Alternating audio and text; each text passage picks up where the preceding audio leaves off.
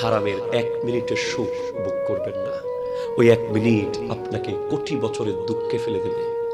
যেই দুঃখের দিনে আপনার বিবি থাকবে না যাকে সুদের টাকা দিয়ে গহনা কিনে দিচ্ছেন, আপনার ছেলে থাকবে না যাকে সুদের টাকা দিয়ে বাজার করে করে খাওয়াচ্ছেন শুটকি মাছ আর বেগুন, আপনার মেয়ে থাকবে না যাকে সুদের টাকা দিয়ে বিভিন্ন নিয়ামত কিনে দিচ্ছেন।